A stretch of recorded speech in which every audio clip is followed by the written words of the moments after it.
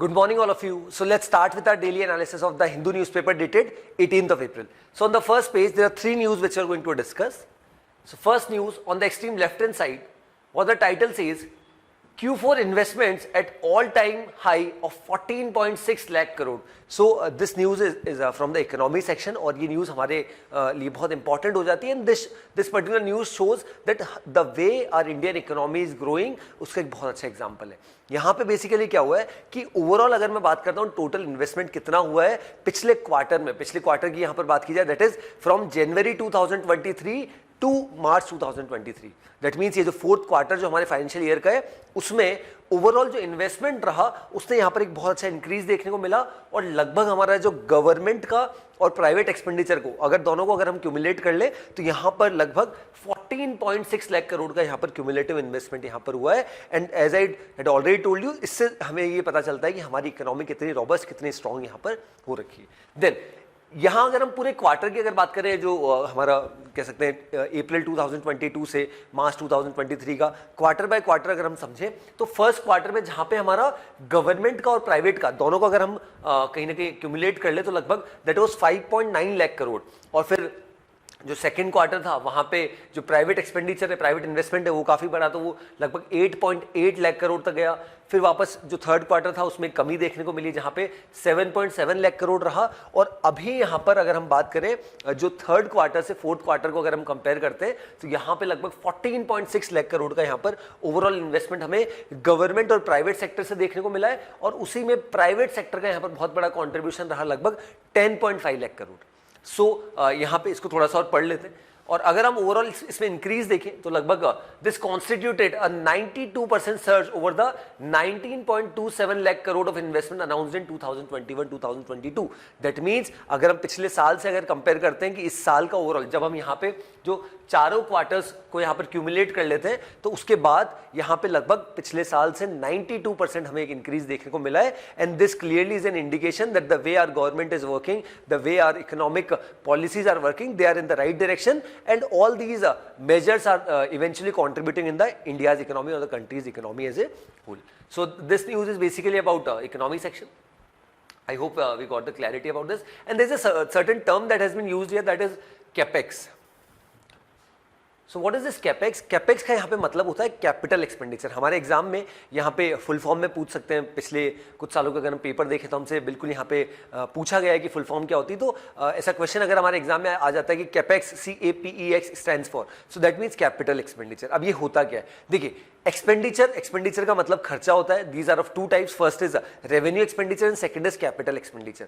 Revenue expenditure specially अगर मैं government के पॉइंट ऑफ व्यू से यहाँ पे बात करता हूँ तो revenue expenditure are those expenditure या ऐसे खर्चे जो सरकार के द्वारा किए जाते हैं बट उससे सरकार का कोई एसेट जनरेट नहीं होता. दैट मीन्स हर महीने यहाँ पे पेमेंट सरकार के द्वारा किया जाता है बट स्टिल कोई भी यहाँ पे एसेट जनरेट नहीं हो रहा है. इसके एग्जांपल्स की अगर मैं बात करता हूँ, सैलरीज बहुत अच्छा एग्जांपल है, पेंशन एक बहुत अच्छा एग्जांपल जहाँ पे pension is basically social security benefit जो सरकार को हर महीने जो सरकार के गवर्नमेंट एम्प्लॉइज है जो रिटायर हो चुके हैं उनको यहाँ पर पेमेंट करना है. बट क्या उससे सरकार का कोई एसेट क्रिएट हो रहा है? नहीं हो रहा. और विज अगर मैं बात करता हूँ कैपिटल एक्सपेंडिचर की तो उसका मतलब ये होता है कि ऐसा कोई एक्सपेंडिचर जो सरकार के द्वारा यहां भी खर्चा ही किया गया बट उससे अल्टीमेटली हो क्या रहा है, सरकार का कोई एसेट क्रिएट हो रहा है. जैसे फॉर एग्जांपल गवर्नमेंट इंफ्रास्ट्रक्चर को पुश दे रही है, रोड्स, रेलवेज, एयरपोर्ट्स, इनकी कनेक्टिविटी बढ़ा रही है, यहाँ पर इंफ्रास्ट्रक्चर बन रहे हैं, ब्रिजेस बन रहे हैं, या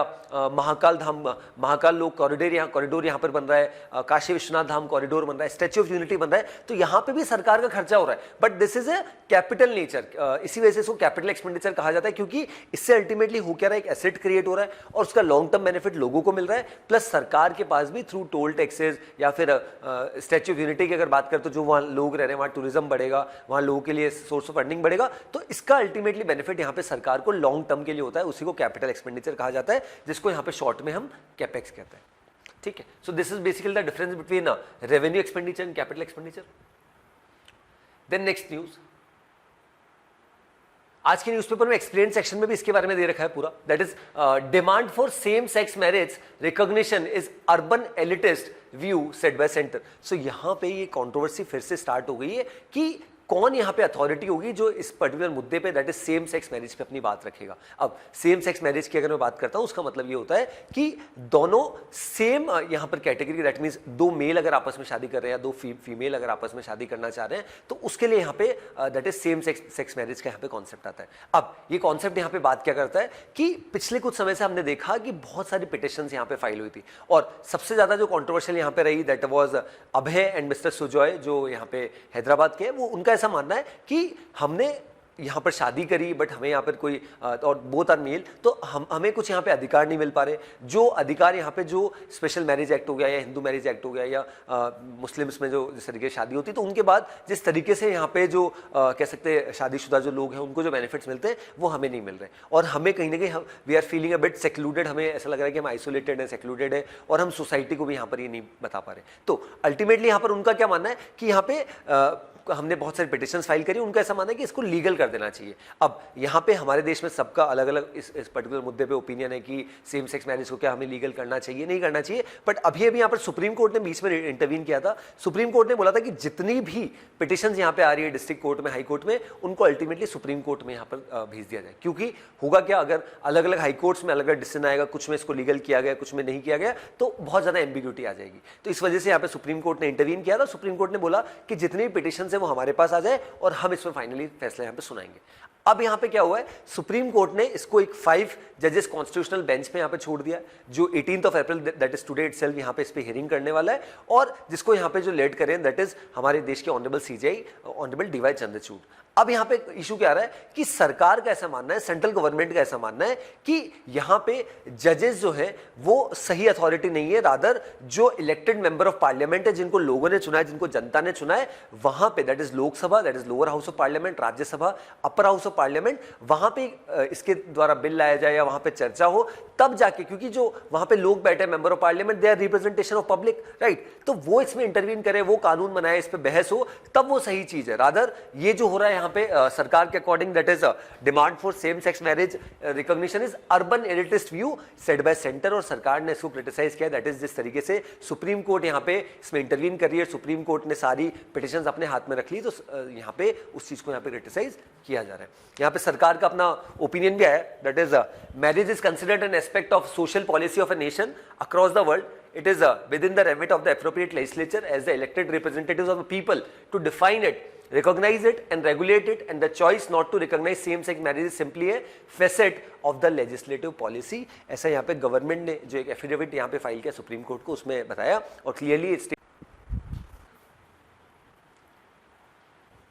okay. So what the title says, army jawan held for Bhatinda fratricidal killings. So this news is basically about Bhatinda, जहां पे रिसेंटली एक कंट्रोवर्सी हुई, और यहां पे क्या कंट्रोवर्सी हुई कि एक आर्मी के जवान ने 4 जवानों की यहां पर जान ले ली। अब बेसिकली ये पूरा इशू क्या है और किस तरीके से बढ़ता गया और क्यों यहाँ पर इसको फ्रेट्रिसिडल यहाँ पर बोला गया है, उसका बेसिकली मतलब ये होता है कि हो सकता है कोई आर्मी का जवान हो या कोई पर्सन हो, वो मेंटली यहाँ पर कहीं ना कहीं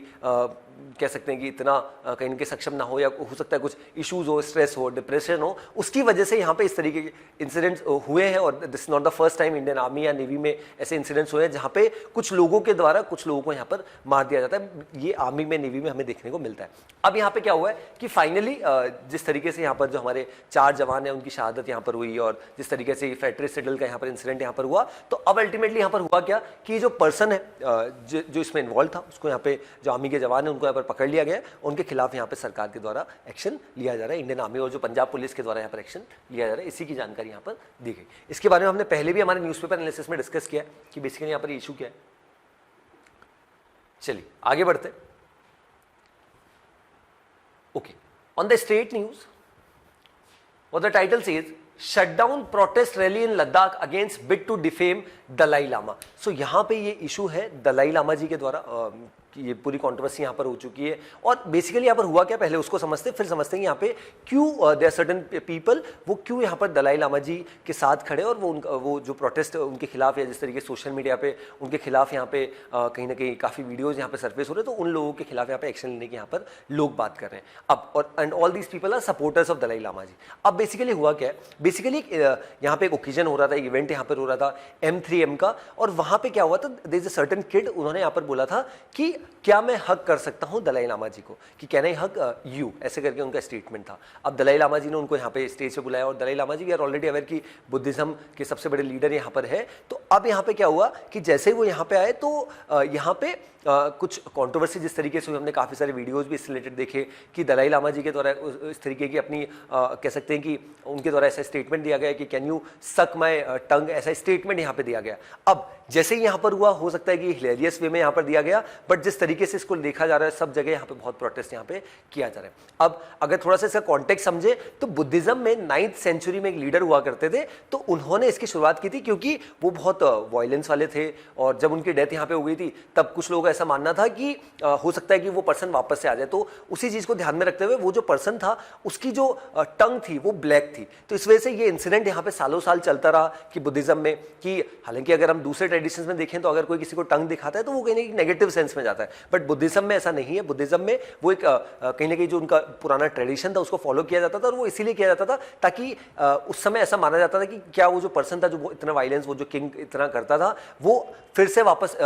उसने जन्म तो नहीं ले लिया। तो इसी वजह से ये टंग दिखाने का कहीं ना कहीं कॉन्सेप्ट यहाँ पे हुआ करता था। अब जिस तरीके से दलाई लामा जी ने हिलेरियस वे में ये इंसिडेंट यहाँ पर हुआ और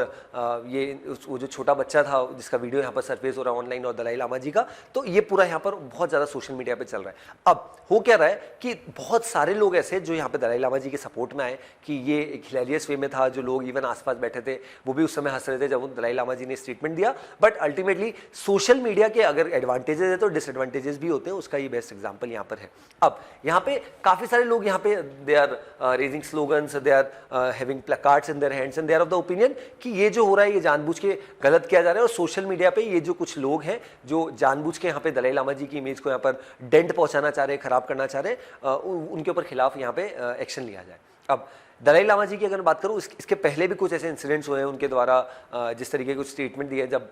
काफ़ी कंट्रोवर्सी में रहते हैं। जब एक बार उन्होंने पहले कहा था कि उनसे पूछा गया था कि आपके बाद आपके सक्सेसर कौन होंगे, तो उन्होंने इस तरीके के स्टेटमेंट दिया था कि हो सकता है कोई महिला भी सक्सेसर हो और कुछ इस तरीके के स्टेटमेंट भी थे कि वो शायद दिखने में अच्छी हो। तो वो हालांकि वो भी हिलेरियस वे में था, बट उस समय बहुत कॉन्ट्रोवर्सी हुई थी। उसके पहले भी हमने देखा कि जिस तरीके से अफ्रीका से यूरोप काफ़ी लोग जा रहे थे, उससे रिलेटेड भी उन्होंने कुछ कॉन्ट्रोवर्शियल स्टेटमेंट दे दिए थे। तो दलाई लामा जी के द्वारा हमने पहले भी देखा कुछ ऐसे स्टेटमेंट दिए, हालांकि उनका इंटेंशन वैसा नहीं रहता, बट उसके बाद उसको जिस तरीके से देखा जाता है उस वजह से ये पूरी कंट्रोवर्सी यहाँ पे हुई है। और अब यहाँ पे काफी सारे दलाई लामा जी के जो प्रोटेस्टर्स हैं उनका ऐसा मानना है कि जानबूझ के दलाई लामा जी की जो इमेज है उसको उनको डिफेम करने की यहाँ पर कोशिश की जा रही है और those people who are involved in this particular incident उनके खिलाफ यहाँ पे एक्शन लिया जाना चाहिए।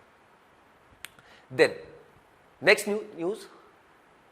Mail cheetah strays out of KNP. KNP का यहाँ पर मतलब है Kuno national park for the second time. So यहाँ पे देयर इज अ मेल चीता जिसका नाम यहाँ पे ओबायन रखा गया है, तो उसने यहाँ पर सेकंड टाइम क्या किया है, यहाँ पे कहीं ना कहीं जो कूनो नेशनल पार्क की जो विसिनिटी है उसको यहाँ पे क्रॉस किया। अब यहाँ पे बेसिकली हालांकि बाद में पकड़ लिया गया, पूरा यहाँ पर अंडर सर्विलियंस है, बट यहाँ पे चीतास का रीइंट्रोडक्शन किया गया, उसको थोड़ा हमें समझने की आवश्यकता है और क्यों किया गया उसको भी मैं यहाँ पर बताने वाला हूँ। बेसिकली चीतास की अगर मैं बात करूँ तो चीतास ऑलरेडी भारत में 1951-52 में पर एक्सटिंक्ट हो गए थे, लेकिन उसके बाद यहाँ पे हमारी गवर्नमेंट का विजन था कि चीतास का रीइंट्रोडक्शन हो। इसी वजह से हमने यहाँ पे कुछ कॉन्ट्रैक्ट साइन किए कुछ देशों के साथ और अल्टीमेटली अब चीतास को फिर से भारत लाया जा रहा है। अल्टीमेट हमारा पर्पस ये लगभग 50 to 55 चीतास यहाँ पे भारत देश में लाए जाएंगे और उसकी शुरुआत कर दी गई है। जब लास्ट ईयर सितंबर महीने में हमने देखा था कि नामीबिया से देयर वर 8 चीतास जिनको भारत लाया गया था और उसी चीज को आगे बढ़ाते हुए पिछले महीने हमने मार्च में देखा जब साउथ अफ्रीका से हमारे देश में 12 चीतास आए थे। तो ओवरऑल यहाँ पे पॉपुलेशन 20 चीतास आर देयर जिनके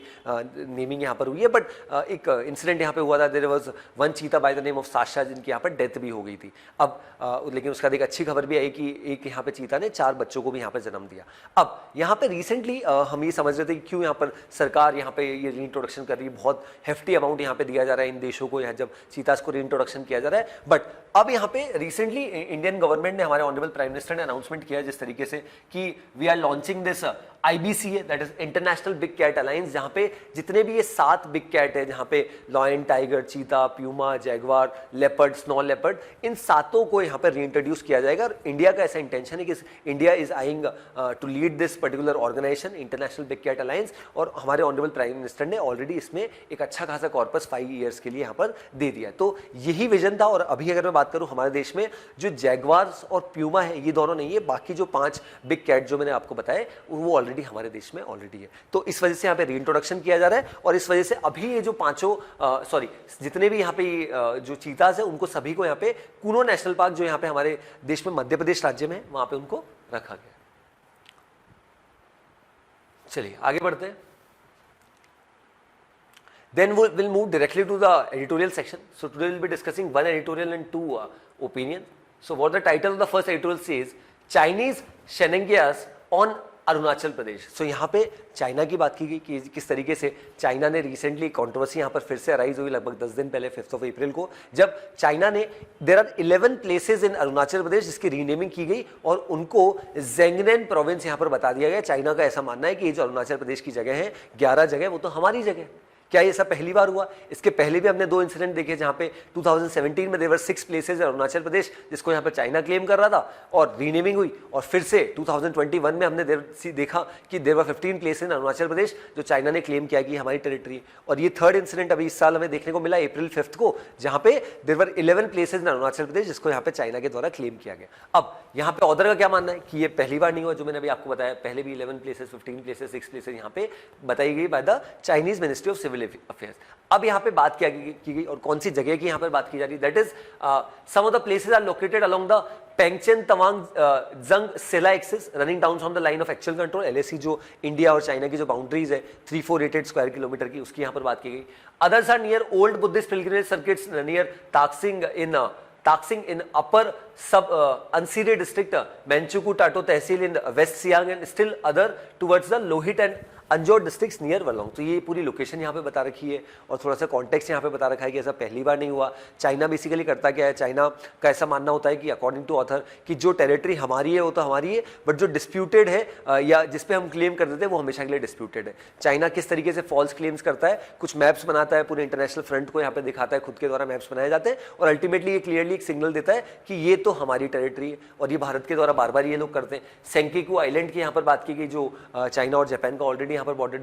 डिस्प्यूट यहाँ पे रिलेटेड चल रहा है और ये ऑलरेडी यहाँ पर कुछ जो ओल्ड रेगुलेशंस हमारे देश में है चाइना में, that is geographical name regulation 1986, उसको यहाँ पे ऑर्डर ने साइड किया और अल्टीमेटली यहाँ पर ऑर्डर का मानना है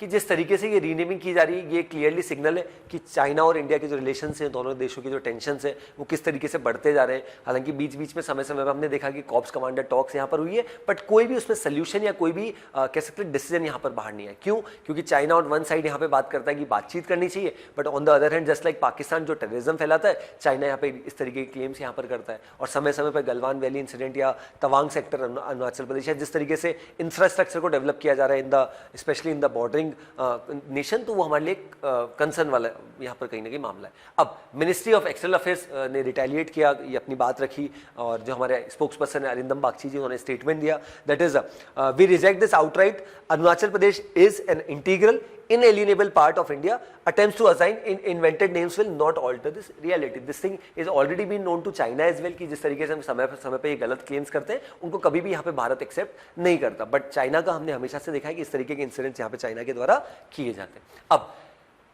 चाइनाज बोगस क्लेम्स, थोड़ा सा यहाँ पे हिस्ट्री की अगर बात करें तो जिस तरीके से ये जगह है उनका हिस्टोरिकल कॉन्टेक्स्ट यहाँ पे बताया गया, किस तरीके से वो हमारी ही प्लेसेस है उनको, बट कहीं ना कहीं समय समय पे जिस तरीके से स्पेशली अरुणाचल प्रदेश की अगर बात की जाए, लद्दाख की बात की जाए, तो उनमें कहीं ना कहीं चाइना समय समय पे डिस्प्यूट इस तरीके की पैदा करने की कोशिश यहाँ पे करता है। बट जो मॉडस ऑपरेंडी है या जिस तरीके से यहाँ पे अरुणाचल प्रदेश की भी अगर बात की गई जिसको पहले north east frontier agency that is NEFA यहाँ पर बोला जाता था, तो उसमें काफ़ी सारी ट्राइब्स है और जिस तरीके से यहाँ पे हमारा जो हेरिटेज रहा है उसको यहाँ पे ऑर्डर ने साइड किया और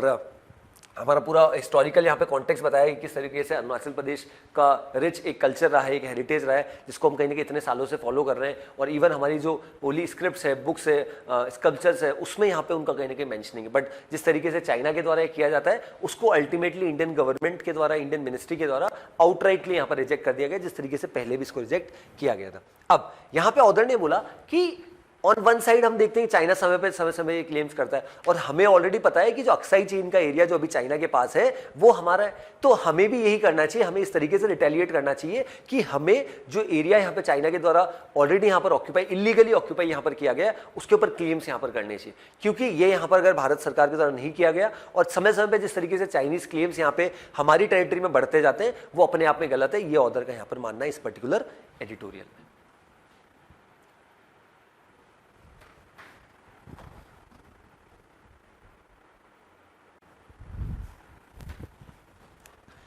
चलिए नेक्स्ट पे आगे बढ़ते हैं। फर्स्ट ओपिनियन की अगर मैं बात करता हूं, promoting impunity, denial of not to prosecute army man in Oting massacre is disconcerting. अब बेसिकली यहां पर हुआ क्या है, रिसेंटली जिस तरीके से फिर से भारत सरकार को यहां पर क्रिटिसाइज किया जा रहा है, बेसिकली ये इशू क्या है, दिसंबर 2021 का, जब देयर वर 13 सिविलियंस इन नागालैंड, जिनको यहां पे क्या किया गया, आर्मी के द्वारा जो जवान वहां पर थे, ऑलरेडी हमें पता है कि अफ्स्पा जो है arm forces special powers act, वो यहां पे लगा है। तो यहां पे कुछ लोगों को यहां पर मार दिया गया, नियरली 13 सिविलियंस। ये पूरा जो इंसिडेंट हुआ, बॉस्डब इंसिडेंट यहां पर हुआ। अब उस इंसिडेंट को यहां पर ऑर्डर ने साइड किया और अल्टीमेटली ऑर्डर का मानना है कि जो पूरा इशू हुआ है, इसमें अल्टीमेटली होना क्या चाहिए था, होना ये चाहिए था कि यहाँ पे सरकार ने कमेटी यहाँ पर बिठाई और अल्टीमेटली देयर आर 30 पीपल जिनके द्वारा जिनके ऊपर एक्शंस यहाँ पर लिया गया। बट अभी तक आज की स्थिति भी अगर देखा जाए तो उनको यहाँ पर कहीं ना कहीं फ्री कर दिया गया और उनके ऊपर कुछ ऐसे स्ट्रिक्ट एक्शन यहाँ पे नहीं लिए जा रहे। तो इसके ऊपर एक प्रॉपर यहाँ पे एसआईटी की भी बात की गई थी, एसआईटी यहाँ पर बनाई जानी थी, बट ऐसा कुछ यहाँ पे हमें देखने को नहीं मिला। और अल्टीमेट यहाँ पे पर्पस यहाँ पर ये है कि जिस तरीके के इंसिडेंट यहाँ पर हुए हैं, जिस तरीके से यहाँ पे 13 जो लोग यहाँ पे काम पे गए थे माइंस में, वो वापस घर लौट रहे थे और फिर ये जो हमारी आर्मी है उनको इस तरीके की इन्फॉर्मेशन मिली थी कि कुछ लोग इसमें इस तरीके के ऐसे जो यहाँ पर माहौल को खराब करने की कोशिश कर रहे हैं, तो उनके खिलाफ यहाँ पे एक्शन लेने के लिए सरकार ने कोशिश की थी, इंडियन आर्मी के जवानों ने कोशिश की थी और वो पूरी इंटेल जो थी वो गलत थी और उसके बाद पूरे इस इंसिडेंट में लगभग 13 लोगों की यहाँ पर जान चली गई, ऐसा यहाँ पे ऑर्डर ने बताया। और अल्टीमेटली यहाँ पर सुप्रीम कोर्ट में जिस तरीके से इंटरवीन किया, बट आज दिन तक भी स्थिति ऐसी है कि जिन लोगों के ऊपर यहाँ पे एक्शन लिया गया है, जिनको यहाँ पे अरेस्ट किया गया, उनके खिलाफ कुछ स्ट्रिक्ट एक्शन यहाँ पे नहीं लिया गया, ऐसा ऑर्डर का यहाँ पे मानना है। Then next news, Sudan tragedy, the feuding general should agree on a time bound transition to democracy. अब यहां पे सूडान की बात की गई। सूडान एक ऐसा देश है जहां पे समय समय पे हमने इस तरीके के इश्यूज देखे हैं, दैट इज इंसर्जेंसी यहां पे रहती है। अब यहां पे कौन सी इंसर्जेंसी की बात की गई कि सूडान में करंट सिचुएशन की अगर मैं बात करता हूं तो फिर से डेमोक्रेसी रीइंस्टेट करने की कोशिश की गई, क्योंकि लगभग 30 सालों तक यहाँ पे there was one leader that is Omar al Bashir, जिसका यहाँ पे जो फॉर्मर मिलिट्री का ऑफिसर था, जिसने पूरी यहाँ पर रूल करा, पूरा यहाँ पे सूडान को यहाँ पर चलाया। बट आज की स्थिति यहाँ पर ये है कि ये पर्सन को तो 2019 में जिस तरीके से लोगों में एक बहुत रोष था, जिसको अल्टीमेटली हटा दिया गया, बट फिर क्या हुआ, यहाँ पे दो जो दूसरे लीडर है वो धीरे धीरे कहीं ना कहीं इमर्ज हुए और ये लीडर्स जिस तरीके से यहाँ पर बढ़ते गए, आज इन लीडर्स की जो स्थिति है, that is first is lieutenant general Abdul Fattah al Burhan और second is lieutenant general Mohamed Hamdan Dagalo. तो इन लोगों ने भी कुछ समय तक यहाँ पे राज किया, बट पहले जब यहाँ पे डेमोक्रेसी को रीइंस्टेट यहाँ पे किया गया, तब ये दोनों लोग यहाँ पे काफी मिलके यहाँ पे प्रयास कर रहे थे, हर चीज में कोशिश कर रहे थे। बट अब दोनों के अपने अपने एस्पिरेशंस है, तो अब भले ही फिर से डेमोक्रेसी यहाँ पर रीइंस्टेट होगी, बट इन लोगों का क्या होगा वो अल्टीमेटली अपने आप में बहुत बड़ा कंसर्न है। तो इस वजह से पूरा इंसिडेंट यहाँ पे सूडान में यहाँ पर चल रहा है। आने वाले समय में क्या होगा वी माइट सी, बट आज भी सिचुएशन ये है सूडान में कि काफी सारे सिविलियंस की यहाँ पर डेथ हो रही है और ये जो यहाँ पे इंसिडेंट हो रहा है बाय द गवर्नमेंट और सिविलियंस के बीच में जिस तरीके के इश्यूज हो रहे हैं, वो यहाँ पे बहुत बढ़ते जा रहे हैं between the government as well as the civilians. चलिए नेक्स्ट हम थोड़ा सा एक्सप्लेन्ड पे, जो हमने ऑलरेडी सेम सेक्स मैरिज पे ऑलरेडी यहाँ पे डिस्कशन किया है, उसको यहाँ पे पढ़ेंगे। सो बेसिकली हुआ क्या है, petitions around same sex marriage. So हमने ऑलरेडी फर्स्ट पेज पे डिस्कस किया है कि किस तरीके से इंसिडेंट यहाँ पर बढ़ता गया, और सेम सेक्स मैरिज हमने ऑलरेडी डिस्कस किया है कि किस तरीके से सुप्रीम कोर्ट ने यहाँ पर बोला कि 18 अप्रैल दैट इज टुडे इटसेल्फ एक कॉन्स्टिट्यूशनल बेंच यहाँ पर बैठेगी और वो पूरा 5 जजेस की बेंच होगी, वो अल्टीमेटली डिसाइड करेगी कि हमारे देश में सेम सेक्स मैरिज को लीगल करना चाहिए नहीं करना चाहिए, और जिसको यहाँ पर सरकार क्रिटिसाइज करेगी कि गलत है जिस तरीके सुप्रीम कोर्ट यहाँ पे इंटरवीन कर रहा है। अब यहाँ पे अगर मैं इंसिडेंट की बात करूँ तो करंट सिचुएशन ऐसी है कि हमारे यहाँ के जो गवर्नमेंट है, सरकार जो है, उनका यहां पर ऐसा मानना है कि ये ultimately the ball lies in the hands of the legislature, जो यहां पे मेंबर ऑफ पार्लियामेंट है वो इस पे चर्चा करे और फिर इस पे डिसीजन मेकिंग आए। बट यहां पे जिस तरीके सुप्रीम कोर्ट यहां पे अपनी यहां पर मनमानी कर रहा है सरकार के अकॉर्डिंग, वो अपने आप में गलत है। और अब यहाँ पे there lot of organisations from different communities, Jain community, Muslim community, Christian community, उन सब लोगों का अपना अलग अलग यहाँ पर मानना है। काफी सारी communities, majority of the communities are there in India, जिनका ऐसा मानना है कि सेम सेक्स मैरिज को भारत में यहाँ पर लीगल नहीं करना चाहिए। अगर उसको किया जाता है तो वो अपने आप में बहुत गलत डिसीजन यहाँ पर होगा। But those people who are petitioners, जिन्होंने यहाँ पर सेम सेक्स मैरिज यहाँ पे की है, इधर मेल और फीमेल, अब उनका यहाँ पर ऐसा मानना है कि अगर हम यहाँ पे इसमें इन्वॉल्व हैं या हम जिस तरीके से यहाँ पे हमें जो ओवरऑल जो राइट्स यहाँ पर मिलने चाहिए वो जिस तरीके से यहाँ पर नहीं मिल रहे हैं, तो वो अपने आप में गलत है। इसी वजह से पूरी कंट्रोवर्सी यहाँ पर आ रही है और इसके बारे में हमने ऑलरेडी डिस्कशन यहाँ पे किया। चलिए नेक्स्ट आगे बढ़ते हैं। दिस इज पॉलिटिकल, इसको स्किप करेंगे। Okay, 3-member SIT to investigate Atiq killing. So recently हमने देखा जिस तरीके से 15th of April को अतीक अहमद जो गैंगस्टर टर्न पॉलिटिशियन और उसका जो भाई है अशरफ, उसको जिस तरीके से यहाँ पे एक इंसिडेंट, सो ये पूरा इशू वही चल रहा है कि जिस तरीके से अतीक अहमद की ये किलिंग यहाँ पर हुई है, उसके बाद एक SIT 3-member कमेटी यहाँ पर बनाई गई जो पूरा इसको इन्वेस्टिगेट कर रही है कि बेसिकली यहाँ पर सिचुएशन क्या है, और इनको यहाँ पर समय दिया गया कि एक रिपोर्ट यहाँ पर बना के यहाँ पर सरकार को दे। इस अगर कमेटी की बात करें तो उसको जो हेड कर रहे हैं दैट इज जो additional deputy commissioner of police that is crime Prayagraj Satish Chandra ji, वो 3-member SIT यहाँ पर बनी उसको हेड कर रहे हैं, और उनको यहाँ पर ये समय दिया गया कि आप जल्द से जल्द इस पूरे इशू को यहाँ पर देखें और हमें ये डिसीजन बताएं कि अब हमें करना क्या है और किस तरीके से यहाँ पर देयर आर 3 शूटर्स जिनको के बारे में यहाँ पर बताया गया that is Arun Maurya, Lavlesh Tiwari, Mohit alias Sunny Singh. इन्होंने किस तरीके से दीस पीपल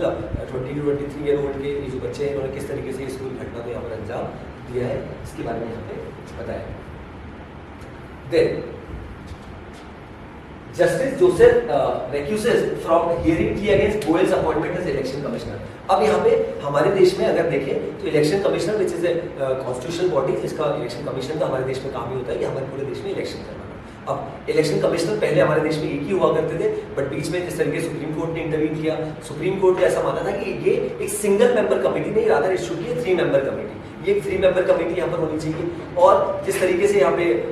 अब करंट सिचुएशन तेरा 3 इलेक्शन कमिश्नर, उसमें जो उनके हेड होते हैं उनको चीफ इलेक्शन कमिश्नर कहा जाता है। आज के सिचुएशन में जो चीफ इलेक्शन कमिश्नर है that is mister Rajiv Kumar, और जो इलेक्शन कमिश्नर है there are 2 election commissioner that is Arun Goyal and Anup Chand Pandey. फिर अभी सुप्रीम कोर्ट ने फिर से इंटरवीन किया कि होता क्या है कि जो हमारे इलेक्शन कमिश्नर है उनको प्राइम मिनिस्टर नाम रेकमेंड करके ऑनरेबल प्रेसिडेंट को देते हैं और अल्टीमेटली ये अपॉइंटमेंट होता है। तो यहाँ पे इस वजह से पूरी कंट्रोवर्सी और सुप्रीम कोर्ट ने ऐसा बोला रिसेंट जजमेंट में कि ये जो कमेटी है जिसमें सिंगल मेंबर प्राइम मिनिस्टर यहाँ पे और जो काउंसिल ऑफ मिनिस्टर है वो अपॉइंट करते हैं, इसमें भी यहाँ पर it should be 3-member committee जहाँ पे honourable prime minister has to be there और honourable CJI has to be there, and third is जो लीडर ऑपोजिशन है लोकसभा में वो होने चाहिए। अब यहाँ पे क्या हुआ कि अरुण गोयल जी, जैसे मैंने आपको बताया कि इलेक्शन कमिश्नर है भी करंटली, तो उनके बारे में जिस तरीके से यहाँ पे कुछ पिटीशन यहाँ पे फाइल की गई, और जो प्रशांत भूषण जी यहाँ पर इस पिटीशन में चैलेंज जिस तरीके से थी कि जो प्रोसेस हुआ सिलेक्शन का, जिस तरीके से इलेक्शन कमिश्नर्स को यहाँ पे अपॉइंट किया गया, वो अपने आप में गलत है। बट अभी क्या हुआ, जो जस्टिस KM जोसेफ है उन्होंने अपने आप को इस चीज़ से बाहर यहाँ पे कर दिया कि मैं इसमें यहाँ पर अग्री नहीं करता, मैं अपनी बात यहाँ पे पक्ष यहाँ पे नहीं रखना चाहता, जो सिचुएशन यहाँ पे चल रही है about this particular election commission. Then next is Russia seeks to right huge trade imbalances। Bharat की कोशिश ये है कि सभी देशों के ट्रेड को किस तरीके से फैसिलिटेट किया जाए, बढ़ाया जाए, और ऐसे में हमारे देश है दैट इज रशिया, जिनके साथ हमारे पिछले कुछ सालों में जो रिलेशंस हैं उनको और हम बेटर करने की कोशिश कर रहे हैं। हालांकि रशिया यूक्रेन वॉर चल रहा है, बट जो हमारे देश की जो नीड है, रिक्वायरमेंट है with respect to crude oil, उसको हम डेफिनेटली यहाँ पर काम कर रहे हैं, और हमें ऑलरेडी पता है रशिया यहाँ पे 10% कॉन्ट्रीब्यूट करता है ओवरऑल क्रूड ऑयल में। तो यहाँ पे वो क्या रहा है कि रिसेंटली मीटिंग हुई जहाँ पे रशिया के डेप्यूटी प्राइम मिनिस्टर यहाँ पे भारत है, और उनकी मुलाकात हमारे जो ऑनरेबल मिनिस्टर है of external affairs S Jaishankar ji, उनसे बातचीत हुई, और काफ़ी सारे मुद्दों पे यहाँ पे बात हुई, किस तरीके से ट्रेड को रीइंस्टेट किया जा सके और बेटर किया जा सके, पेमेंट सिस्टम को यहाँ पे बेटर किया जा सके, और किस तरीके से इंडिया और रशिया अपने आप में दोनों बहुत रिलायबल पार्टनर यहाँ पे हो सकते हैं, उसको भी यहाँ पे हाईलाइट किया। Then on the world section, fighting rages in Sudan as civilians death toll nears 100। So यहाँ पे जो सिविलियन इश्यूज यहाँ पर हो रहे हैं, जो सूडान में जो करंट में सिचुएशन है, उनको यहाँ पे इस न्यूज़ में हाईलाइट किया गया, और अल्टीमेटली इसकी वजह से काफ़ी लोगों की जिस तरीके से यहाँ पर जान जा रही है उसको भी यहाँ पर बताया, जो हमने ऑलरेडी यहाँ पर ऊपर सेकंड ओपिनियन में यहाँ पर डिस्कस किया। You can read this out and that will give you more clear. So here I conclude with today's session. I hope the session was insightful. That's all from my side. Thanks for watching.